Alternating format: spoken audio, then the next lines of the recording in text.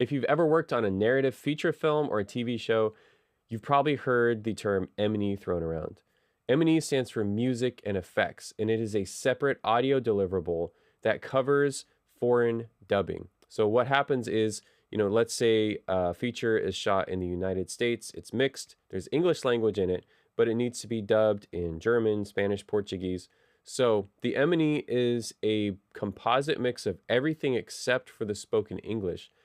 But there's some very specific things that QC departments look for to make sure that the M&E mix and the native language mix are almost identical. Today we're going to talk about how to create an M&E as well as dialogue optionals tracks to cover those foreign deliverable assets. The idea for this video actually comes from a longtime channel member, Brocklanders97, who asked in our members-only Discord for a video about creating a fully filled M&E the correct way and properly doing options or optional tracks, and what scenarios might dictate the need for options tracks, etc. And that is exactly what we're going to talk about. This is going to be a Pro Tools centered tutorial, but it's not, you could easily apply these same techniques to DaVinci or Premiere or Nuendo, wherever you want to work. In Pro Tools, what I've done is I've got this short film that I've mixed. And the very first thing I've done is, initially this was called FH_mix.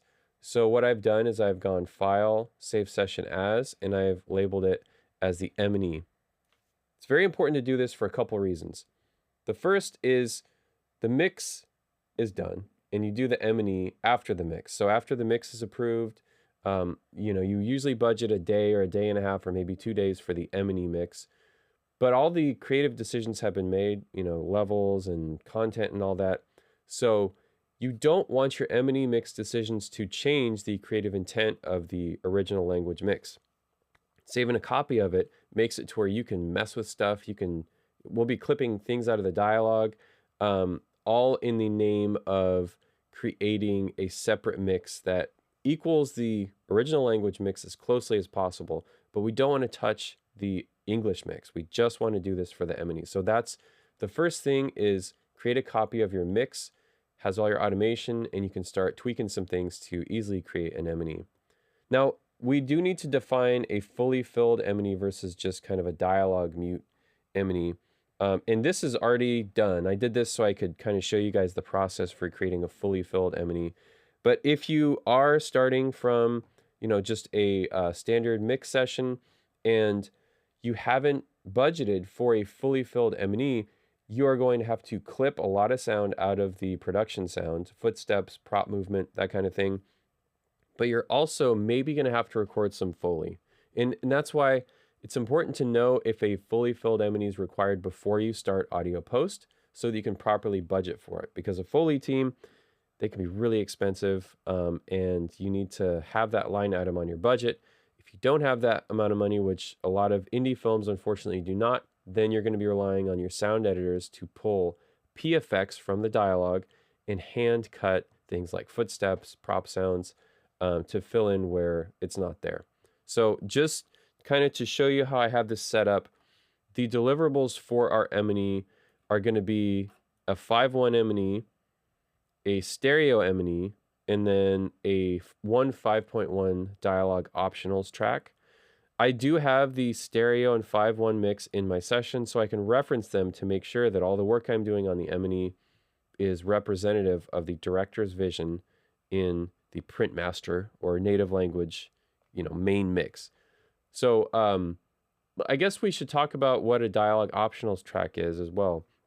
A dialogue optionals or optionals track or options track is a basically collection of efforts and maybe screams and singing and other non-language or language adjacent vocal sounds that the actors make. This would also include things like, if there's different languages in your film, like it's in English, but there's a few French words, you want to clip those French, words out and put them in maybe even a French optionals separate stem, so that when it's dubbed in French, they don't have to dub those. They can just, bam, it's right there. They're not also having to dig through the dialogue stem for that stuff, which may include mixed sources, not just the French.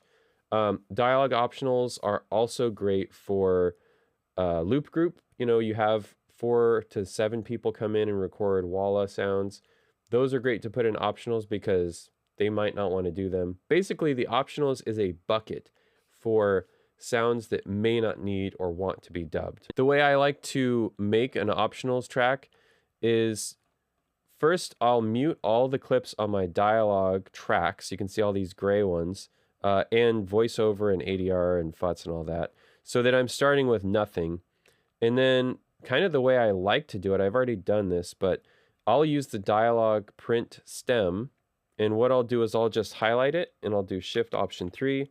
And then that creates a dialogue optionals track that I can punch into, because it's really only going to be salt and peppered with the things that actually need to go there. So you can see here I've got this really cool 5.0 voiceover, and that's unmuted and then recorded into the stem by right-clicking record, doing destructive record, and doing a little pre and post roll and punching into this blank file, this bucket I've made.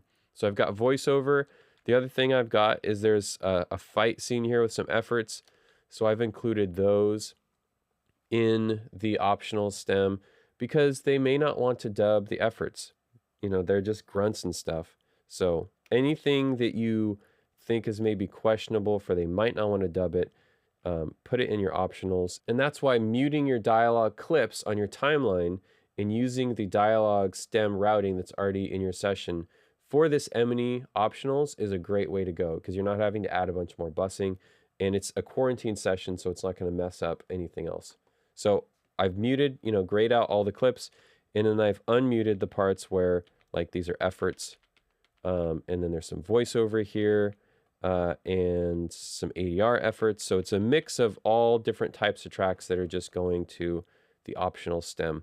Bigger shows will have more than one optional stem. You might have sung vocals, you might have French language, you could have a Czech language, you could have German. I mean, shows that go all over the world are going to have maybe several option stems for different regions that they go to, so they can use the walla or loop group that has language in it. But the rule with your M&E is this M&E track has no discernible language in it. It is just music, just effects, and just maybe PFX. You might be asking, well, why can't I just leave the dialogue stem muted and that's the M&E? The reason you can't do that is because when you're mixing the film, you're very likely using some of the production sound that's kind of mixed in with the dialogue.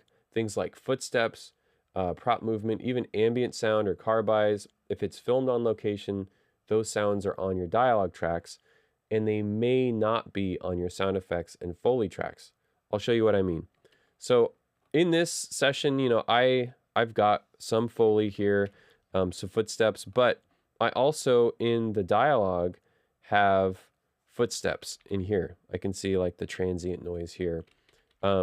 What I've done here so that I can easily clip these non-dialogue production sounds out is I've duplicated these dialogue tracks, these production dialogue tracks. I've duplicated them and I move them to my PFX aux. I've labeled them as M&E PFX 1 through 9 and then made sure to route them through the PFX aux. What that does is it's now going to send all of these files, all these, the audio that's on the timeline here, to my PFX aux. But there's a real danger in that because they do have dialogue on them. So after you reroute the dialogue tracks through your PFX aux, this will be the same number of tracks as your original dialogue edit and mix. After you route them, you need to go through and mute all of the dialogue. You can see I've muted here, and then I've backfilled with tone. So I've taken this tail and put it under here so that it's consistent. And I've gone through and diced out basically every word I can, filled with room tone, so that the ambient sound is consistent, just like it is on the dialogue tracks, just with the loss of all the spoken word. The highest quality and cleanest way to use the dialogue tracks as a source for building your M&E is to just do a bunch of manual editing to fill in room tone gaps that are caused by muting or removing the dialogue. So you want to get all the spoken word out of your M&E. But sometimes, you know, there could be a section where, let me find it. There's, you know, there's dialogue going on. Here it is. There's dialogue going on, and you can't separate the movement or footsteps from the dialogue. Luckily for us, in the past 5 years or so, there have been a ton of options for AI and machine learning noise reduction tools that are really powerful at separating noise from dialogue. Now, a lot of us use those tools for the dialogue edit or dialogue mix, better for the mix, really, to clean up dirty recordings. But the cool thing is, and this is maybe like a pro tip, is you can actually use them the opposite way to create an M&E. So let me show you what I mean by that. I've already tested this out and done it, but there's a section here where Josh, the character on the right, is moving this treasure box, and it has a clasp that makes a ton of noise, and I just couldn't quite get it out of the original recording. So we're going to listen to my MnE PFX tracks here. And that's only because that's out of the goodness of your old employer's heart. So the problem with that is we can't have English in our MnE, right? But I want those ticks from the box. Now I could go look through alternate takes and spend, 20 minutes piecing this together. I could look in my studio for something that sounds close, but it's not going to be the real sound of that prop. So what I'm going to do is I'm going to just go here and see what I've got for noise reduction. And for this, I've already used Digital Extract Dialogue 2 on it. And let's hear the before and after. And that's only because that's out of the goodness of your old employer's heart. And I just did mute voice. And let's listen to the result of that.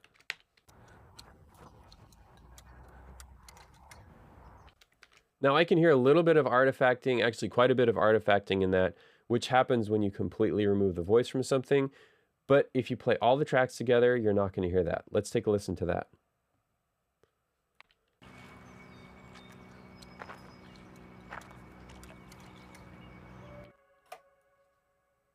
Cool. I think that's totally passable. All the ambience and music just, glosses right over the little artifacts that are in there, but I kept the ticks of the box so I can move on from this. Now you'll want to do that for the entire film, where you go through and mute all the things that aren't usable for the MnE, but you keep live the sounds that are usable, like these footsteps here. That's all really good stuff to keep. And there are going to be sections where you just end up muting, all the production sound. But you can see I try to keep as much in as I can. I try to keep things alive so that the MnE matches the English mix as close as it possibly can. So you can kind of get ahead of this by making sure to cut lots of PFX, but a lot of mixers like the dialogue tracks pretty full and just big, transient things on PFX. So this is just part of the process that you do where you go through and you mine the production. You mine all of the usable stuff that was in the mix, and you delete or mute or inactivate all of the spoken words so that the MnE is built off of the real production sound, which makes it sound more like the original mix. Up to this point, what we've done is we've punched into our container, our dialogue optionals track, some interesting voiceover and some fight efforts. And that's really all that's on there. You can see it's a blank audio file with just a few things, which is totally fine. And we've also gone through our MnE PFX tracks that were created from our dialogue edit. And we have mined these for as much production fill, as much movement and natural ambience that we can. So these are all routed through the PFX going to our MnE auxes and our record buses, so that when we watch this down, it's going to have as much as it can. But the final thing for making the MnE be a true fully filled MnE is going to have to take place on the Foley tracks. Now, if you have spent the time to bring,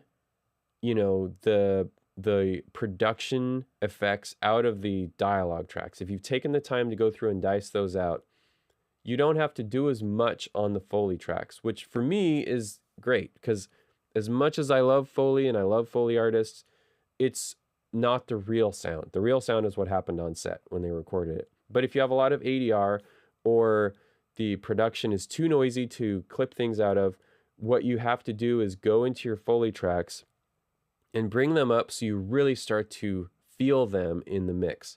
And for me, the first thing I do is I start with the cloth tracks, and I've brought these up with clip gain. I've brought the regions up about 4 to 5 dB. Kind of the rule I like to use with cloth tracks, especially for the M&E, is if I mute it, I notice it's gone, but if I unmute it, I'm not distracted by it. So even for an M&E, I feel like that's a really good kind of litmus test to see if it's at the right level. Here we've got a character entering, and the cloth track's actually panned a little bit. So I'll show you what I mean. If I mute it, the footsteps will feel a little naked. And now I'm going to bring it back in.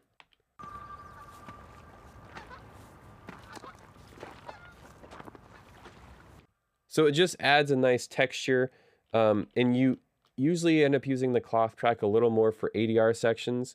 So if you do bring up the cloth track, like this is brought up about 5 dB, just make sure you go to any ADR sections where you have leaned on the cloth track and bring it back down so that it's pretty consistent, you know, from scene to scene. One thing that might trip you up, and I know it tripped me up early in my career, was the fact that, you know, the M&E is a separate mix that needs to translate the director's intent to different languages, just like the language will be translated to other languages. But the QC people for M&Es are really picky, and they will flag things like footsteps that are too low or missing, even if they weren't in the original language mix. So look at the M&E as the director's intent with some added texture and detail and realism because of the fact that it's going to be dubbed. So you might have to bring up the footsteps when you're, you know, watching the M&E down. You might feel like, oh, I can't really hear the footsteps. It's totally normal. That's exactly what the QC people will do.